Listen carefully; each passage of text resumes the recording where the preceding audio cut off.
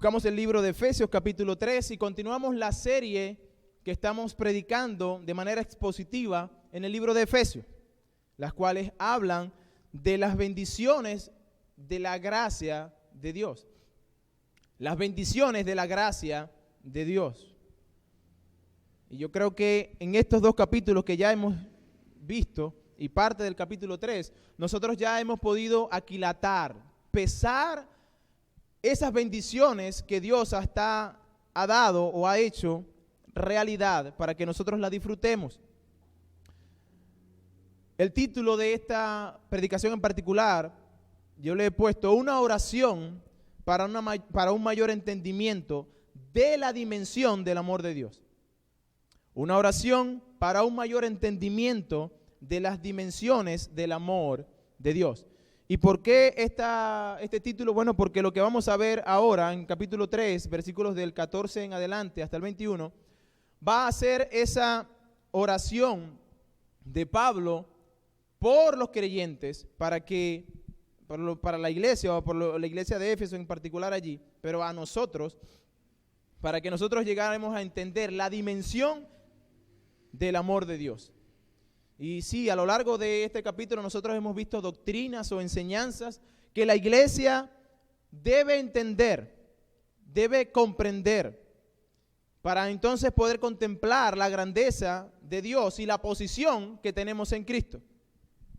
Es por ello que cuando nosotros revisamos en estos dos capítulos que hemos visto anteriormente, nosotros nos estacionamos en la primera oración que Pablo hace en el capítulo 2, versículo 14 y 21. Fíjense que en esta primera oración Pablo ora por ese entendimiento. Fíjense, vamos a leerlo allí, dice capítulo 2, Efesios 2,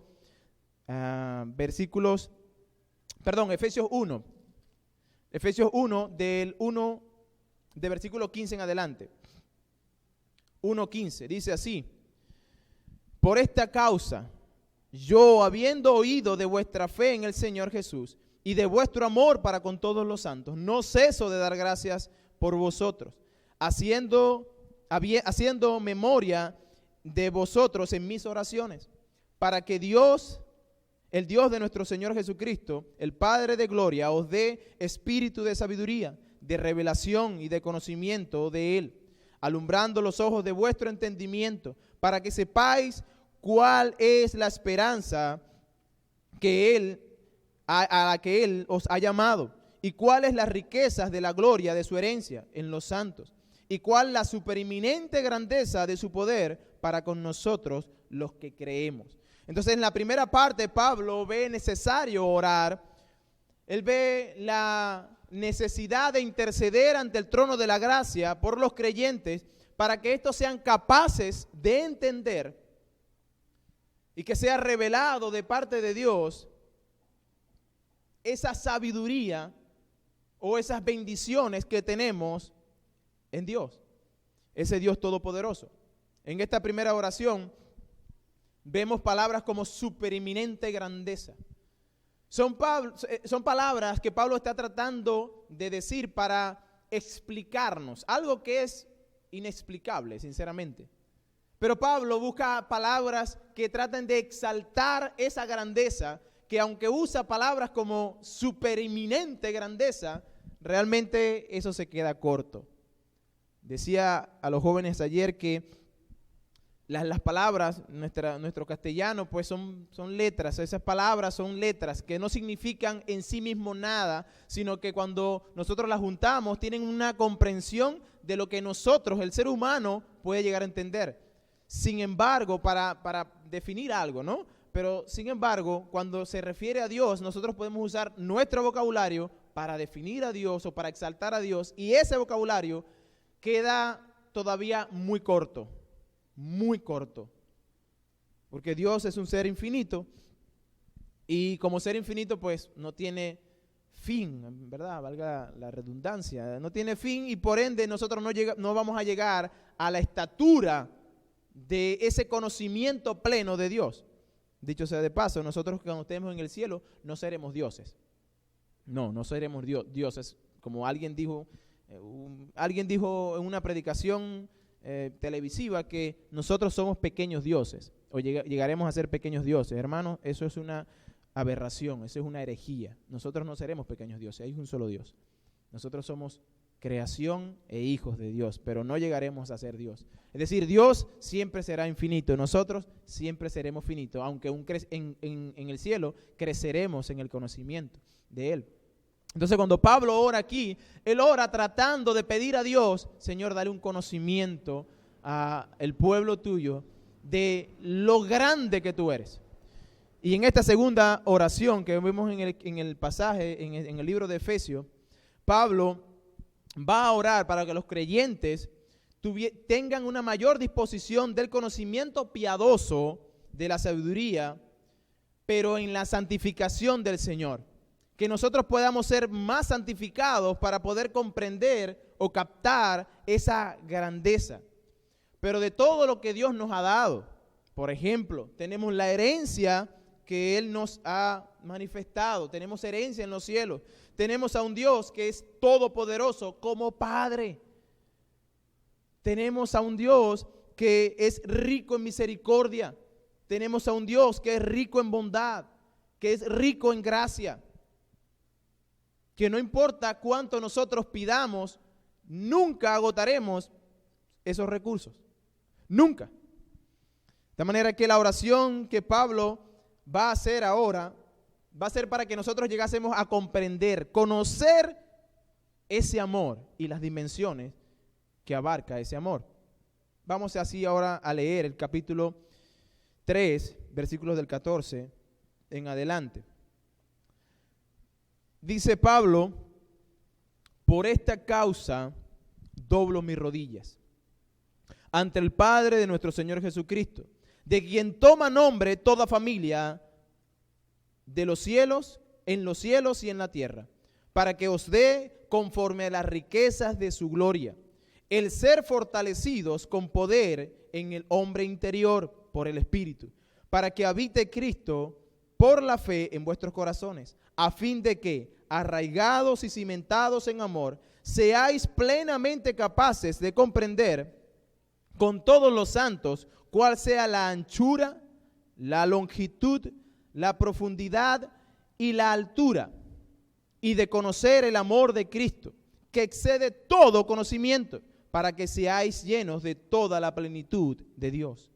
Y aquel que es poderoso para hacer todas las cosas mucho más abundante de lo que pedimos o entendemos, según el poder que actúa en nosotros, a Él sea la gloria en la iglesia, en Cristo Jesús, por todas las edades, por los siglos de los siglos. Amén. Amén. Entonces Pablo, en esta segunda oración que va a tener en el libro, él va a pedir por poder. Pide que nosotros tengamos ese poder que viene del Espíritu para poder comprender las dimensiones de ese amor que Dios ha derramado para con nosotros. Y eso es interesante, hermanos, porque cuando nosotros llegamos a entender quiénes somos en Cristo, nosotros en alguna oportunidad, creo que en esta serie yo les dije que es un privilegio tan enorme ser cristiano que el mundo debería envidiarnos. Ellos deberían tener envidia nuestra. ¿Y por qué? Bueno, porque somos hijos de Dios. Porque tenemos todas las bendiciones del cielo dispuestas para nosotros. Tenemos a Dios morando en nuestros corazones, quien nos guía.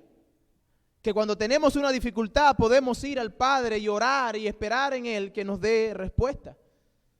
Y eso es un privilegio tremendo que el mundo no tiene. Que nosotros no debiéramos estar airados en el mundo o inconformes en el mundo, porque tenemos todo. Sin embargo, la realidad muchas veces, hermanos, es que nosotros no vivimos de acuerdo a lo que tenemos o nuestra posición en Cristo. El Señor nos llamó a ser hijos de Él, a ser santos. Y ciertamente nosotros a veces vivimos como mendigos espirituales, mendigando cosas, cuando tenemos a disposición todas las cosas, porque Dios así lo ha prometido. Y lo vimos en el capítulo 1, ¿verdad? Que Dios nos bendijo con toda bendición, no un poquito, con toda bendición espiritual en los lugares celestes.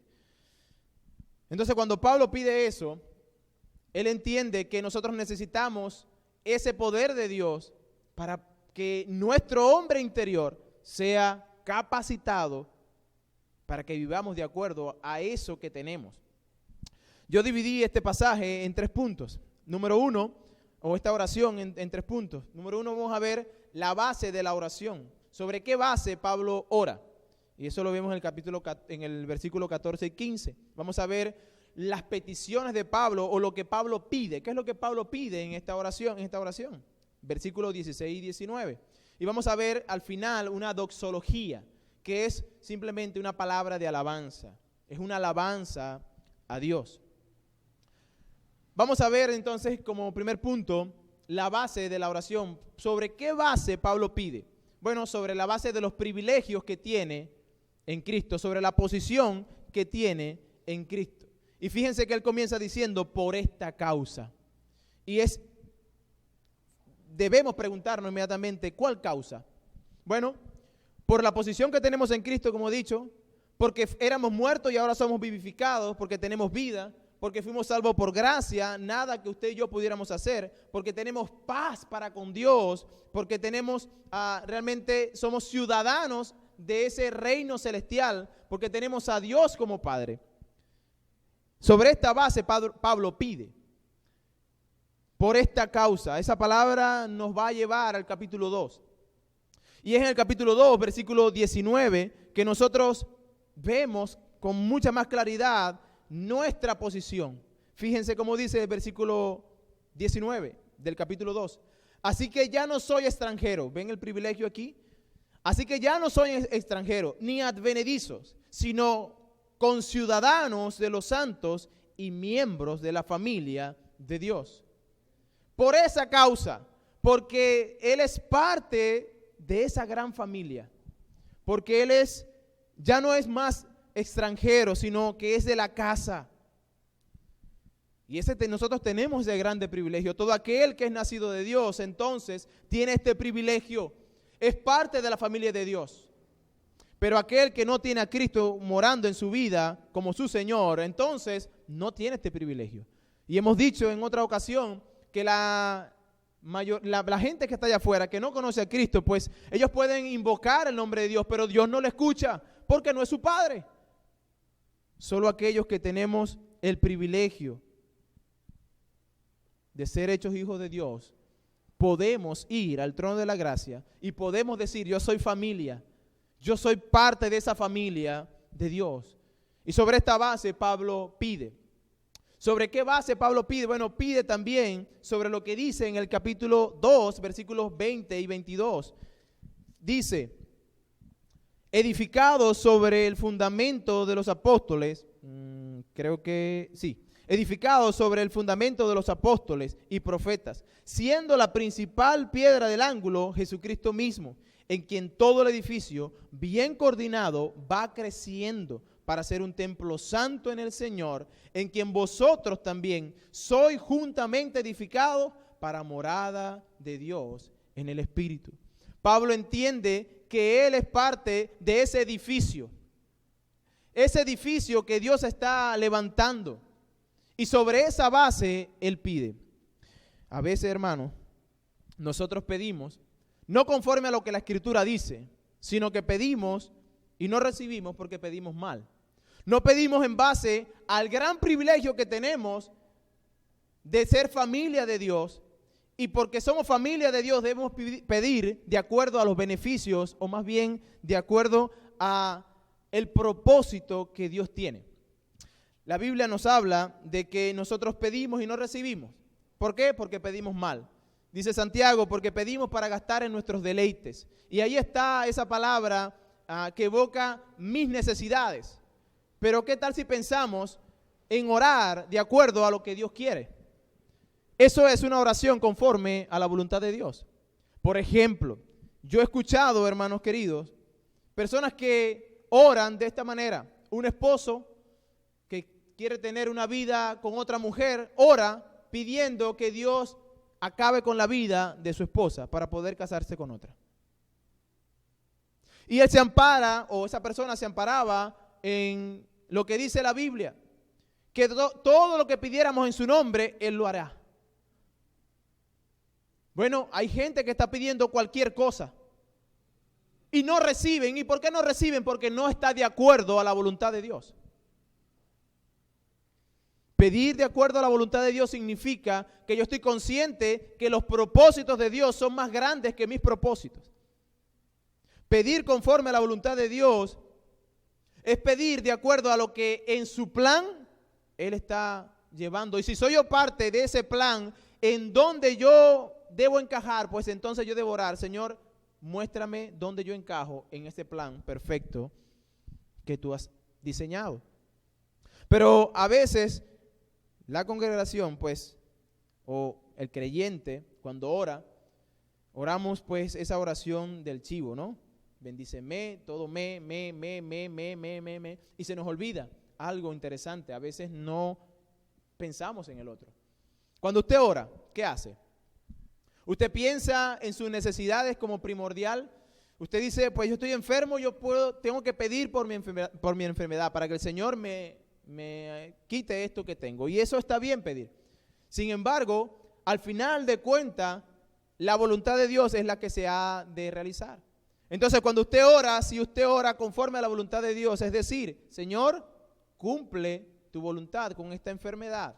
Si es tu voluntad, pues sáname. Si no es tu voluntad, pues no me sanes. Si es tu voluntad que yo pase por este trago amargo y entonces me encuentre contigo en tu presencia, pues así será. Eso es la voluntad de Dios. Pero a veces nosotros egoístamente pedimos.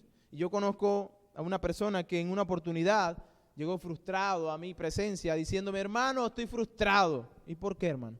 Porque vi a una persona que estaba tirada ahí en la calle y empecé a orar con fe por esa persona para que se sanara. Y oré hasta quedar ronco. Y no pasó nada. Y estoy frustrado con Dios, estoy enojado con Dios. Y yo le dije: hermano, posiblemente su oración no era la voluntad de Dios. Y si no es la voluntad de Dios, no importa cuán duro te hable, cuántas palabras bonitas y exageradas ustedes puedan utilizar, no importa cuánto de rodillas y lo que usted pueda hacer, no importa lo que haga, si no es la voluntad de Dios, no es la voluntad de Dios. Pablo dice en Corintios que él oró 3 veces: Señor, quita de mí este aguijón. 3 veces oró Pablo y Dios le dice: no, bástate en mi gracia. Eso es parte de lo que yo quiero hacer en ti. Pues Pablo aquí ora con fundamentos en lo que ya ha sido revelado en su palabra. En la base para él orar no es sus ideas, sino que él ora de acuerdo a lo que está en la Escritura. Alguien dijo que Dios está más interesado en nuestra santidad que en nuestra comodidad. Dios está más interesado en nuestra santidad que en nuestra comodidad. Él se interesa por la integridad y la santidad de la iglesia, más que por su prosperidad. Y cuando hablo de prosperidad, no hablo de que el reino avance, sino prosperidad en cada miembro, que tengan una mejor casa, que tengan un mejor carro, y eso en sí mismo no es malo. Pero la preocupación primordial de Dios es que nosotros seamos santificados, que la iglesia sea una iglesia santa, sin manchas y sin arrugas. Eso es lo que él dice cuando habla de que cuando la iglesia se presente delante de él, esa iglesia debe ser una iglesia sin manchas, sin arrugas, porque por eso murió él, para santificar a su iglesia. Realmente nuestro Dios está más interesado, pues, en lo interno que en lo externo. Hoy nosotros podemos ver que ciertamente hay mucha gente que está orando a Dios. En este tiempo de pandemia, les digo, mucha gente ora. Y yo me preguntaba hace un tiempo: ¿a quién oran? ¿Por qué oran? Y hay mucha gente orando para que el Señor quite esto del coronavirus. Pero Dios hasta ahora ha dicho no. Hasta ahora Dios ha dicho no. Y no hay razón alguna para que nosotros digamos: bueno, ¿será que estoy orando mal? ¿Será que yo no estoy haciendo las cosas como que mejor? Porque la respuesta a esa oración no va a pasar por cómo yo lo haga o no lo haga, sino de acuerdo a su voluntad. Hay el propósito que Dios tiene con todas las cosas que hace. Y Pablo aquí nos dice que su base para orar eran las cosas que Dios ya tenía en su corazón o que ya había revelado. Y lo que él dice es que su oración está basada en lo que es decir, yo soy un hijo de Dios. Y aunque él pide y pide y puede pedir, él está consciente de que es bajo la voluntad de Dios. Y que nosotros podemos pedir no fuera de la voluntad de Dios porque no vamos a recibir. No podemos pedir cosas que vayan ciertamente en contraposición a lo que Dios demanda. Pero cuando digo eso, digo otra cosa. Dios nos escucha, ¿sabe? Dios escucha a su pueblo. Y usted puede ir confiadamente a pedir a Dios.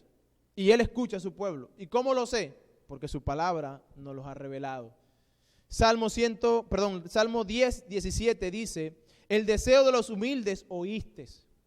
Oh Jehová, tú dispones su corazón y haces atento tu oído.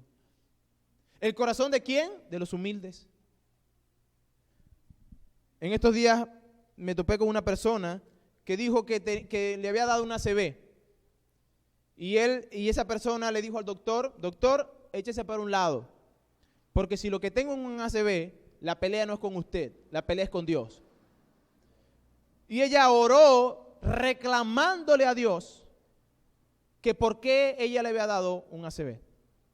Y le reclamaba a Dios diciendo: tú tienes que hacerme el favor de quitarme esto.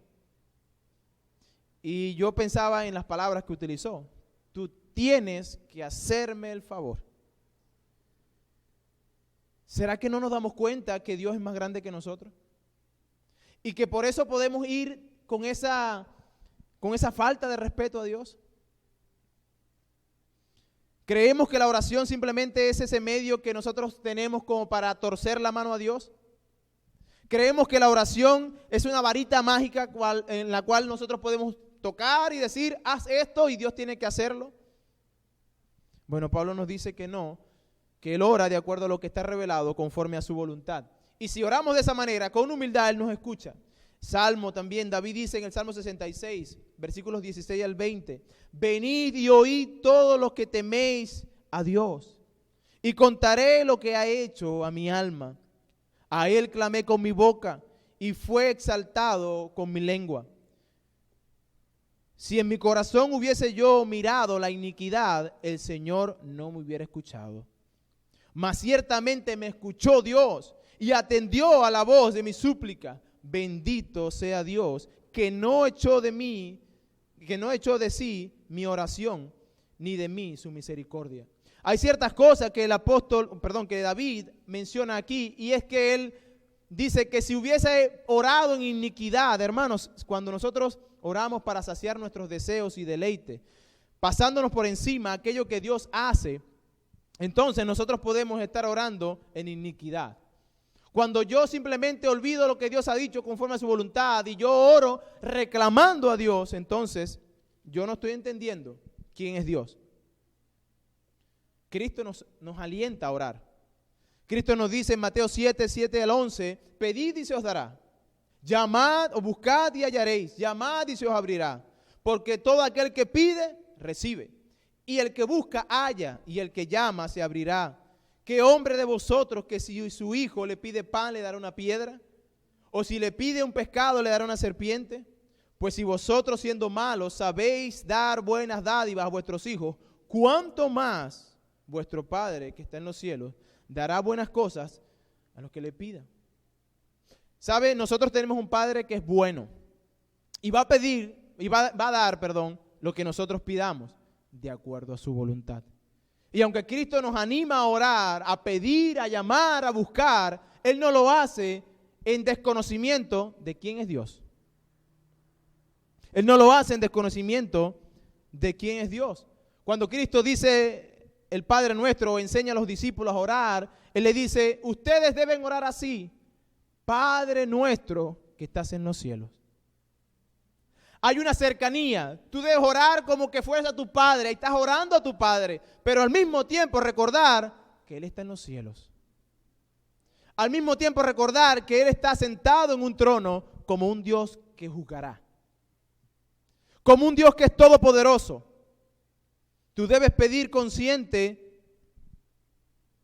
que es de acuerdo a su voluntad y no a la que yo hago o a la que yo quiero hacer. Pablo pide de rodillas. Dice, por esta causa, por lo que ya Dios ha hecho en nosotros, porque me ha hecho su familia, porque no soy extranjero, porque me dio vida, me dio paz para con Dios. Entonces, yo doblo mis rodillas por esa. Es como la expresión realmente en el griego es que él cae de rodillas. La expresión allí, Reina Valera debió traducirlo más bien diciendo, por esta causa Pablo cae de rodillas, porque él entiende quién era, lo que tiene y cómo debe hacerlo. Y cuando él contempla eso, esa base simplemente lo humilla y lo hace caer de rodillas. Ahora, esto no habla de una posición, hermanos, específica en la cual debemos orar. En la Biblia nosotros encontramos personas que oraron de pie, que oraron sentado, acostado, y aquí bueno, lo vemos de rodillas. Pero esto no habla de la posición, más sí de la condición que tenía el apóstol al momento de orar. Él oraba pidiendo en un estado de humillación ante Dios, reconociendo que no es él, sino al Dios a quien él ora. Entonces, cuando nosotros vamos a orar, recordemos, debemos orar de acuerdo a la voluntad de Dios. ¿Y cómo yo conozco la voluntad de Dios? Busco su palabra. Ahí está revelada toda la voluntad de Dios. Así que debemos orar conforme a la voluntad de Dios. Pero no solamente él tiene una actitud o una base para orar, sino que él tiene peticiones.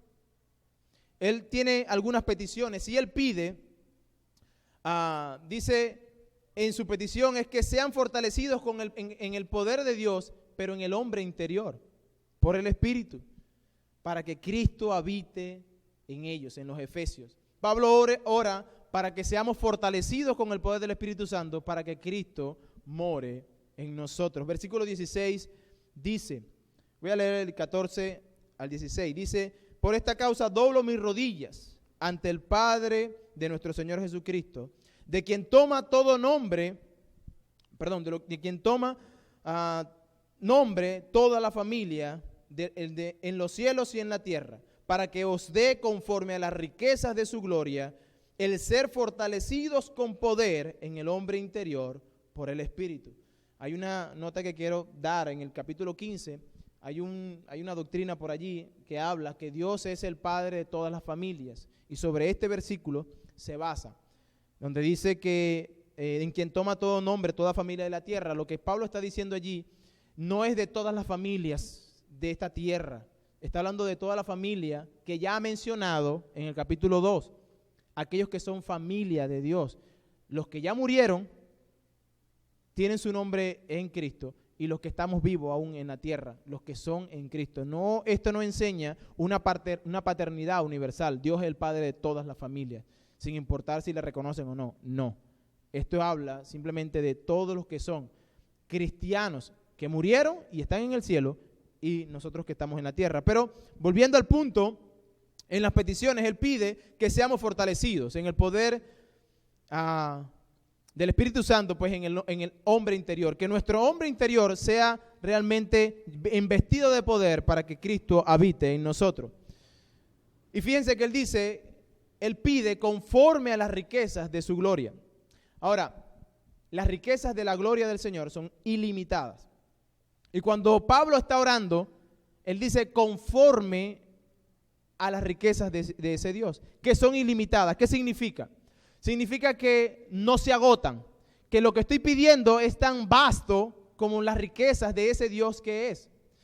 Si la palabra dijera, para explicar un poco más, que Él nos da de acuerdo a lo que Él tiene, de acuerdo a las riquezas, eso sería una parte dentro de todo eso que Él tiene. Es decir, si pensamos de 1 millón de bolívares a 10 millones de bolívares, que pensamos que una persona es rica con 10 millones de bolívares, entonces, si esa persona tiene esa capacidad de riqueza y dice, yo te voy a dar de acuerdo a lo que yo tengo, entonces yo puedo sacar 1 millón, o puedo sacar 100,000 bolívares, o puedo sacar 200,000 bolívares, y eso es lo que te voy a dar. Eso es de acuerdo a lo que yo tengo.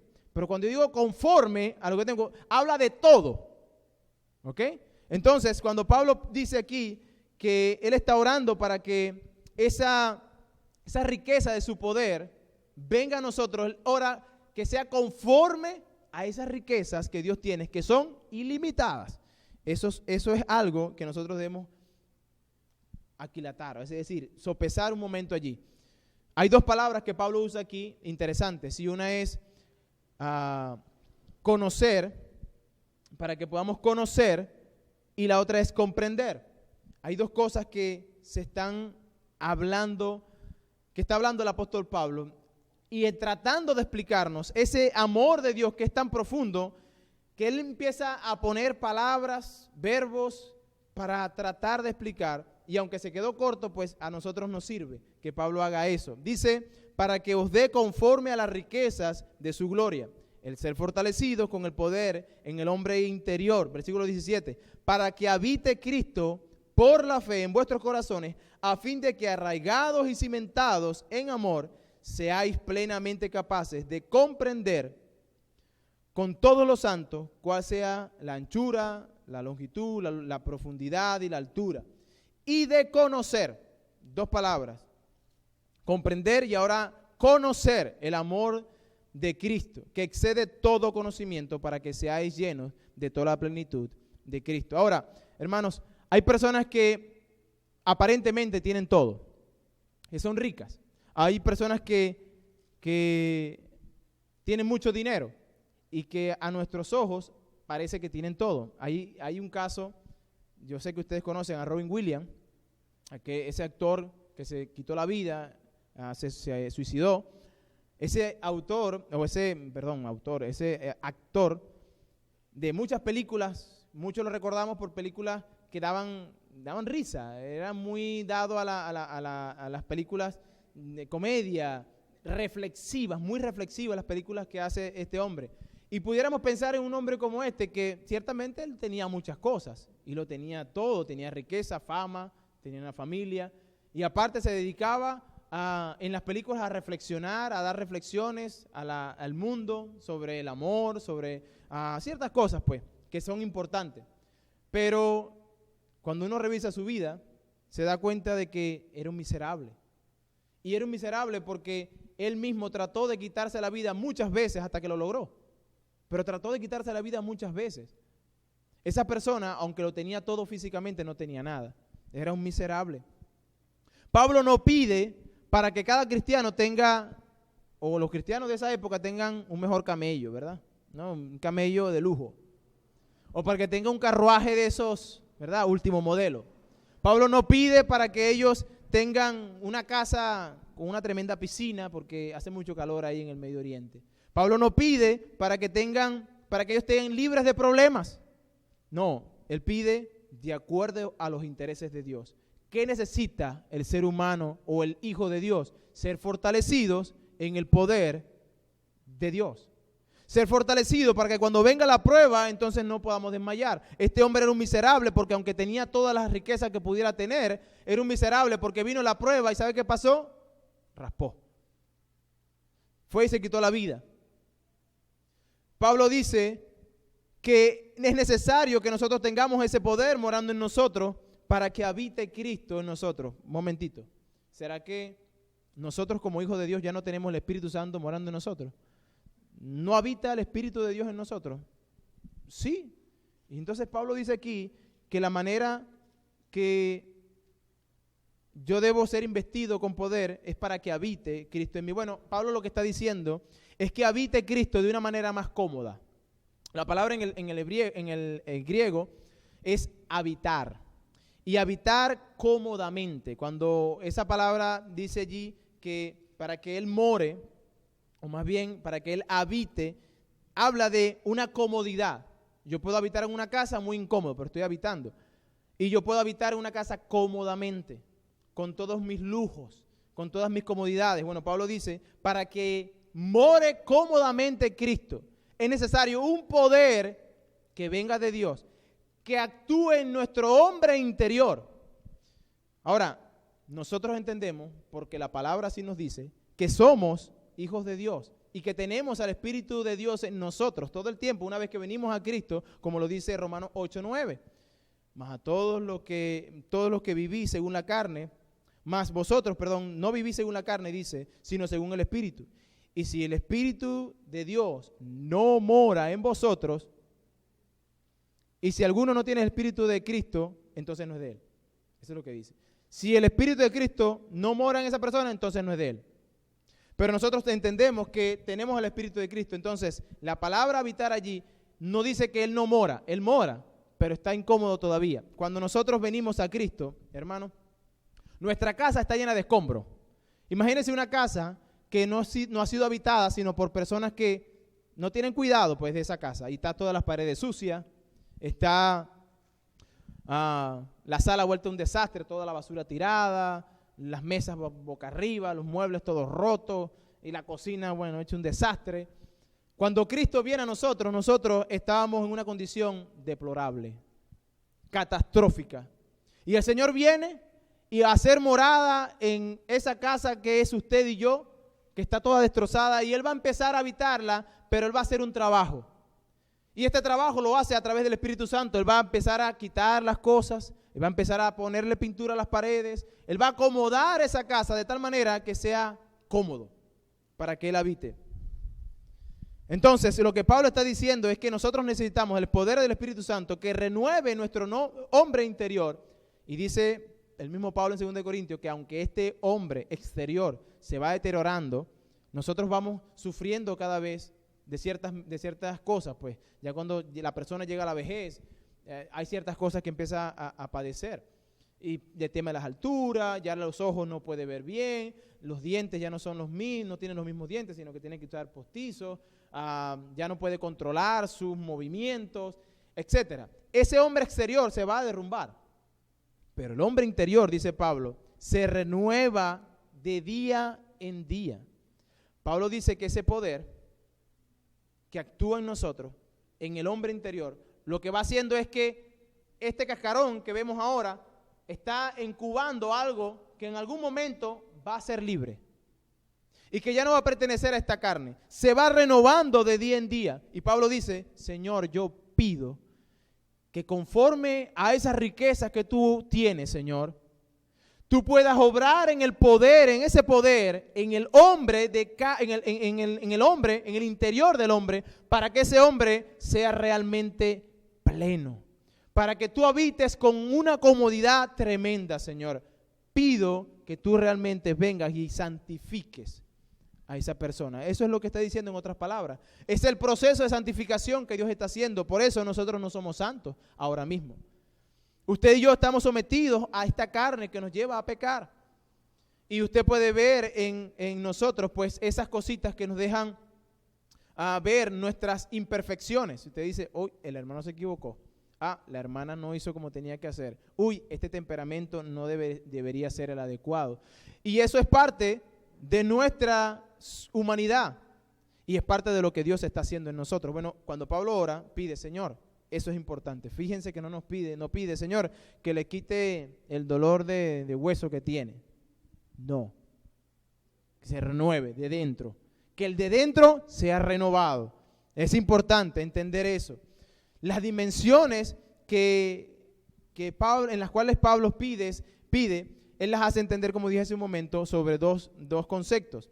Y el primero es comprender. El versículo 18 dice que nosotros seamos capaces. Ese hombre interior, Señor, capacita al hombre desde dentro para que él pueda comprender.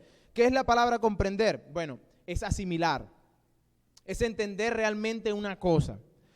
Piense un momento el estudiante el del liceo. Usted y yo fuimos estudiantes, ¿verdad? Y cuando nos mandaban a estudiar no sé, vamos a poner de historia universal. Piensen en historia universal. Y tenía que fajarse a estudiar historia universal. Era bastante historia, tenía bastante letra, tenía que leer bastante. Y cuando venía un examen de historia universal, por decir algo, en mi caso, yo me caletreaba eso. Pero como yo no soy bueno caletreando, a mí no me gusta caletrear las cosas, porque cuando caletreo, si se me olvida una palabra, ya, se me olvidó todo. Entonces yo tenía que buscar el concepto. Yo leía todo y tomaba la idea principal y yo venía y explayaba ahí con mis propias palabras lo que era. Bueno, el comprender que Pablo dice aquí es eso. No es que sean un caletre, No es que vayan a caletrearse, 1, 2, 3, 4, ay, ¿qué viene de 4? ¿Cuál viene? No sé cuál viene. No, Pablo está diciendo que nosotros seamos capaces de asimilar el concepto de lo que Dios está diciendo, de lo que va a expresar en un momento, de ese amor. No solamente que llegamos a decir, bueno, sí, Dios me amó grandemente, ya voy. Analiza eso. Asimila qué significa que Dios te amó. No como un estudiante, ¿verdad? Que se caletrea las cosas. Y la otra palabra es conocer, para que nosotros seamos capaces de conocer el amor de Dios. Ahora, esa palabra es diferente a comprender. Esta palabra se menciona en un término experimental. Conocer con experiencia. Es decir, que tú tengas la experiencia de eso vivido. Te lo voy a ilustrar de esta manera. Hay una historia que leí hace tiempo de una mujer que fue quemada, que se quemó su rostro. Y su hija, tenía una sola hija, y su hija le daba pena estar con su mamá para arriba y para abajo porque los amiguitos, las personas que están alrededor veían a su mamá con su rostro quemado y se asustaban. Y entonces a ella no le gustaba andar con su mamá. Pero su mamá, pues como toda madre, buscando la mejora para ella, trataba de esconderse. Cuando iba a buscarla al liceo, pues la buscaba de una manera que no se dieran cuenta que ella estaba allí, se tapaba el rostro, buscando que ella no fuera afectada. Pero en un momento la hija pudo preguntarle, mamá, ¿por qué tú tienes el rostro? Nunca le había preguntado, pero después le preguntó, ¿por qué tienes el rostro quemado?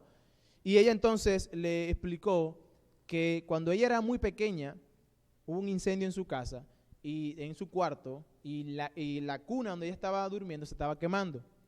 Y ella se tuvo que tirar encima de esa niña, de ella, para poder cubrir, pues, que no se quemaran ni nada. Y ella sufrió quemaduras en su cara, pues, porque la trató de cubrir a ella. Cuando ella entendió eso, cuando ella escuchó que su mamá le contó la historia de por qué había sido quemado su rostro, ella nunca más, de ahí en adelante, ocultó el rostro de su mamá. Más bien quería que todos entendieran quién era su mamá, que vieran el rostro de su mamá, porque ese era el reflejo del amor de ella para con ella. Ella había entendido entonces, ella había conocido realmente el amor que la mamá tenía.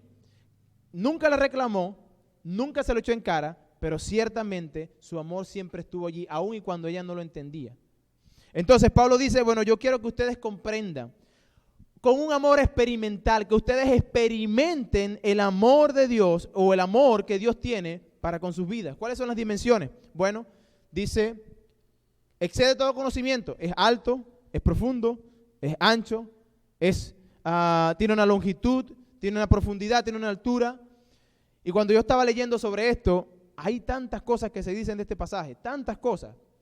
Teólogos dicen tantas cosas tremendas que son ciertas. Sin embargo, cuando uno empieza a leer eso, uno va a la mínima expresión. ¿Cómo yo explico todo esto tan teórico o tan técnico a la congregación? Y me acordé pues de un cántico que nosotros le enseñamos a los niños. Nosotros decimos ¿cuál es el amor de Dios, niños? Si cantamos, el amor de Dios es tan alto que no puedo ir arriba de él. Es tan ancho que no puede ir afuera de él. Es tan profundo que no puede ir abajo de él. Y luego exclamamos, ¿cuán grande es el amor de Dios? Bueno, así es el amor de Dios. Tiene tal dimensiones que no importa cuánto arriba yo vaya, nunca lo voy a alcanzar.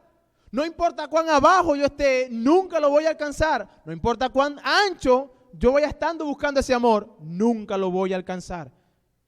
Y por más que camine y camine y camine y pasaré la eternidad caminando, no voy a entender o no voy a llegar a comprender a plenitud cuán grande es el amor de Dios.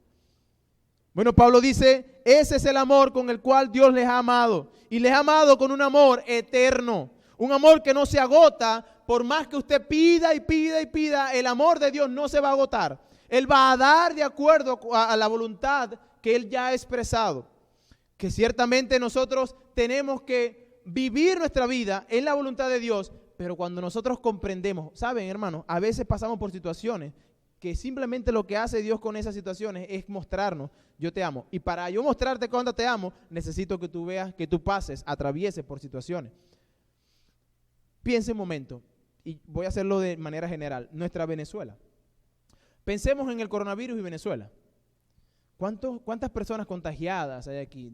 3.000, 2.000, no sé cuántas personas hay muertos, hay unos cuantos, y ciertamente es doloroso, ¿no? Todo eso. Pero cuando uno se compara con Italia, con Brasil, con Estados Unidos, con Francia, con China, uno dice, Dios, verdaderamente tú tienes un cuidado particular para con nosotros. Porque no es que nosotros tenemos el mayor cuidado del mundo, no es que nosotros seamos los más disciplinados. Eso es paréntesis. Sí, somos indisciplinados. Nosotros estamos en la calle y en momentos nos quitamos, yo soy uno de eso. Que estoy hablando y me ahogo, me quito el tapaboca. Y que usted me ve pasándome la mano por la cara cuando no debería pasarme la mano por la cara. Y ahí es cuando uno dice, ¿y por qué no me ha dado? Hermanos, otra vez, esto es paréntesis también. Estamos yendo al hospital.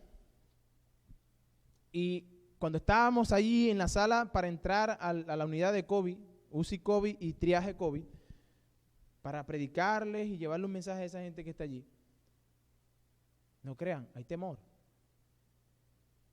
Hay un temor que te sobrecoge. Tú estás ahí en la puerta y por tu cabeza pasan todas las cosas. Tu familia, la iglesia, personas a tu alrededor. O sea, hay tantas cosas que te agarra un temor.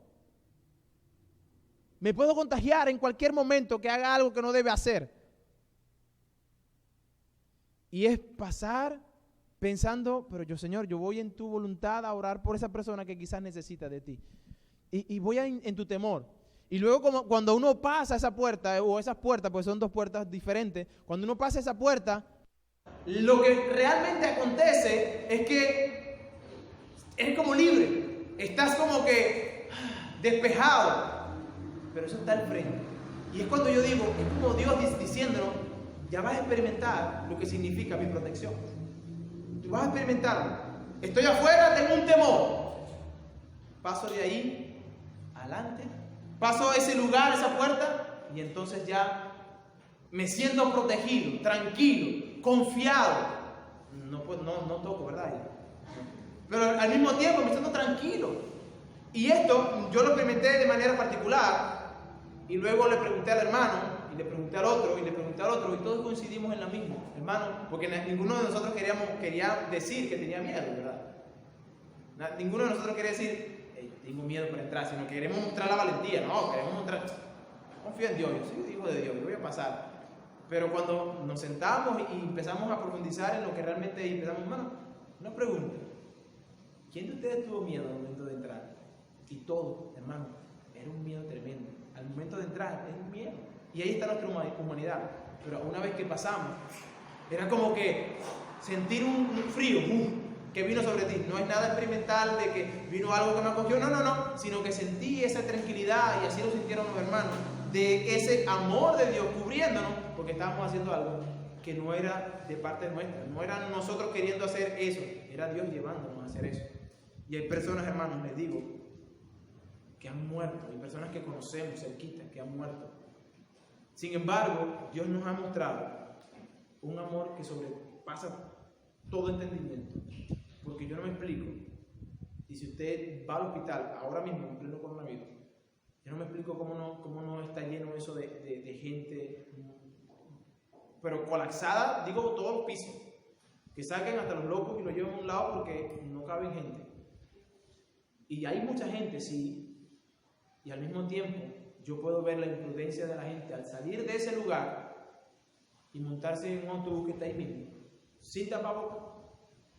Ellos que están experimentando la muerte de estas personas y ven, conocen, salir de ahí, montarse en un autobús sin tapabocas, amontonados unos con otros, y dicen,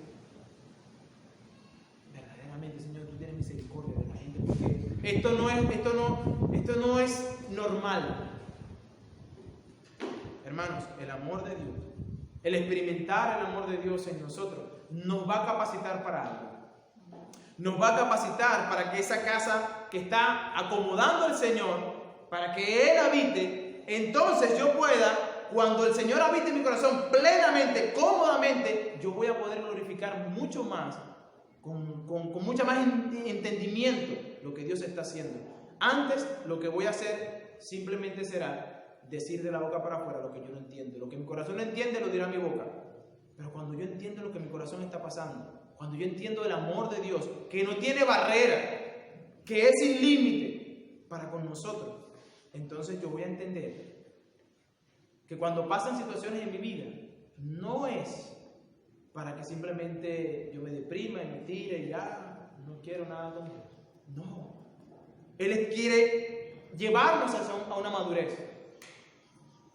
Y esto pasa por entender el amor de Dios. Nosotros podemos expresarlo. ¿Cuán grande es el amor de Dios? Podemos decir, ¿cuán grande es el amor de Dios? Sí, sí. Podemos decirlo de la boca para afuera, pero ¿cuántos lo han experimentado? No es hasta que está en ese umbral de vida o muerte que nosotros entendemos cuán valiosa es la vida, ¿verdad? Cuando estamos en una situación de vida o muerte, nosotros entendemos cuán valiosa es la vida. Bueno, a veces el Señor nos lleva a lugares donde son terribles, para que nosotros entendamos el privilegio que nosotros tenemos con el Señor.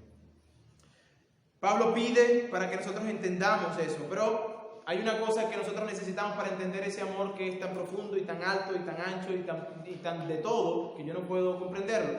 ¿Qué necesito? Dos cosas. Necesito estar arraigados y cimentados en ese amor.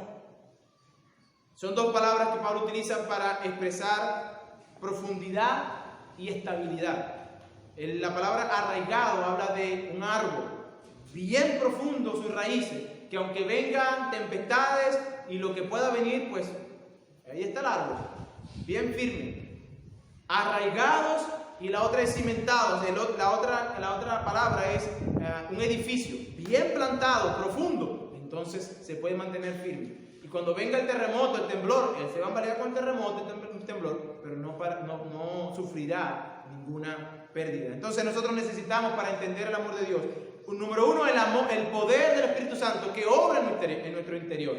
Nosotros necesitamos comprender que ese amor primero sobrepasa todo entendimiento, porque va más allá de lo que nosotros nuestras capacidades puedan entender. Pero tenemos que estar arraigados y cimentados para nosotros poder mirar a ese amor y decir, ok, voy entendiendo qué significa que Dios me ama. Si yo no estoy arraigado y cimentado en el amor de Dios, entonces cuando un hermano, valga paréntesis, cuando un hermano te diga, no te salude, el hermano no me saludó, no vamos a la iglesia. Cuando nosotros no entendemos eso, cuando pase algo en la iglesia, me quitaron el asiento donde yo me siento los domingos, no voy para la iglesia más. ¿Sabe qué pasa con esa persona? Es una persona inmadura. No ha conocido el amor de Dios como tiene que ser. Porque cuando yo conozco el amor de Dios, no me muevo. Van a tratar de moverme incluso, pero yo no me voy a mover. Porque yo entiendo cuán profundo es el amor de Dios. Necesitamos que Dios nos ayude en nuestras debilidades. Esas debilidades que tenemos como seres humanos. Necesitamos estar fortaleciéndonos unos a otros. Fíjense que el pasaje dice, para que seáis plenamente capaces de comprender con todos los santos. Si usted y yo vamos a comprender lo que es el amor de Dios, lo vamos a comprender en este ámbito, la iglesia. Fuera de la iglesia, usted no lo va a llegar a comprender. Si usted es una isla, usted no va a ver el amor de Dios. Porque ese amor, dice, para que tú puedas ser capaz de comprenderlo, dice el pasaje, versículo 18, de comprenderlo, usted necesita estar con todos los santos. ¿Por qué? Porque el hermano me pisa. Y ahí yo puedo, en vez de decir una palabra, decir, ¡ay, Dios te bendiga! Sí.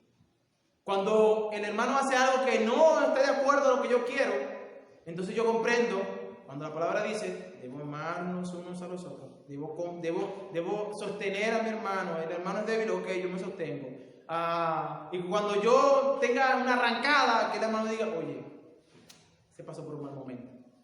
Pero cuando una persona es débil y no conoce el amor de Dios real, no el amor sentimental, ¿verdad? Telenovela, no, un amor real. Un amor que te va a llamar a disciplina. Un amor que te va a decir, estás haciendo mal. Eso es amor. Tú vas a poder decir, quizás refunfuñes un poquito, pero tú vas a poder decir, ok, si esto es parte de lo que el amor de Dios tiene que hacer en el hombre interior, entonces yo voy a ver que eso es parte del amor de Dios. Pero ¿sabe qué? Eso se ve aquí. Cuando usted no está en la iglesia, dice que usted no va a poder comprender, usted no va a ser capacitado para entender eso. No va a tener las herramientas para poder desenvolverse en el amor de Dios. Cuando venga la prueba, usted será un árbol que se quebrará. Cuando venga la dificultad, usted será un edificio que se vendrá abajo. Y entonces, ¿sabe qué tiene que hacer Dios? La base sigue estando allí, otra vez edificante. Y cada día, cada vez es más doloroso. Pablo pide para que seamos llenos de la plenitud de Dios. Versículo 19 dice, y que seamos capaces de comprender el amor de Cristo, que excede todo conocimiento, para que seáis llenos de toda la plenitud de Dios. Él pide que la plenitud de Dios venga a estar con nosotros. Esa palabra ser lleno implica control total, implica dominio. Piensa en un momento en una persona que es alcohólica. Una persona alcohólica está dominada por el alcohol. Un borracho, por ejemplo, usted lo ve en la calle, él no se puede sostener a sí mismo. Sus movimientos son controlados por eso que lo está controlando, es el alcohol.